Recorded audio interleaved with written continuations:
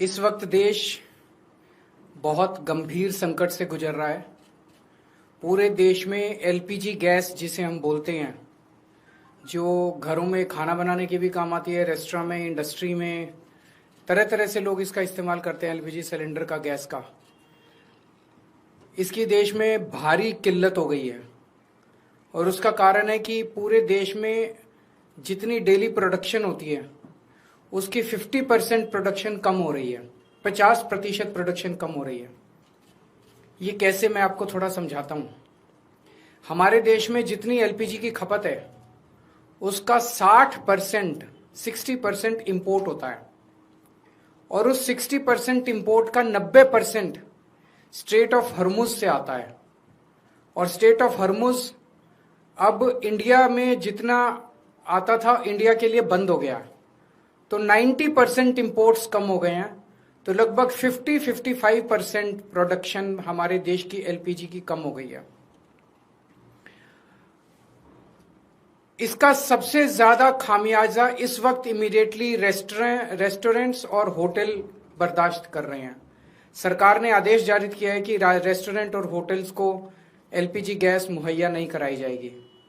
Restaurants and hotels LPG की stock नहीं रख सकते, वो उसको स्टोर करके नहीं रख सकते क्योंकि सेफ्टी कंसर्न्स होते हैं। तो जितने एलपीजी सिलेंडर उनको रोज चाहिए होते हैं उतनी डेली की डेली उनको सप्लाई की जाती है। तो अब एकदम से अगर एलपीजी बंद हो गई तो उनके पास तो 2 दिन का भी स्टॉक नहीं है, 1 दिन का भी स्टॉक नहीं है। इसकी वजह से अब मुंबई में 20% होटल और रेस्टोरेंट बंद हो चुके हैं, और लगभग अगले 2 दिन के अंदर 50% रेस्टोरेंट और होटल बंद होने जा रहे हैं। तमिलनाडु में लगभग 10,000 होटल और रेस्टोरेंट्स बंद होने की कगार पे हैं। पंजाब और दिल्ली एनसीआर में हजारों होटल और रेस्टोरेंट्स आने वाले कुछ दिनों के अंदर बंद होने जा रहे हैं। और ये पीक वेडिंग सीजन है, शादियों का सीजन है। तो मुझे लगता है अगर ये जारी रहा तो बहुत सारे लोगों को शादियां पोस्टपोन करनी पड़ेंगी। और इसी तरह की कहानियां बेंगलोर, हैदराबाद, पश्चिम बंगाल, छत्तीसगढ़, हरियाणा, बिहार, सब जगह से आ रही हैं। मोरबी जो गुजरात में है, जिसको कि टाइल इंडस्ट्री का एक तरह से कैपिटल माना गया है, वहां पे 650 इंडस्ट्रीज हैं।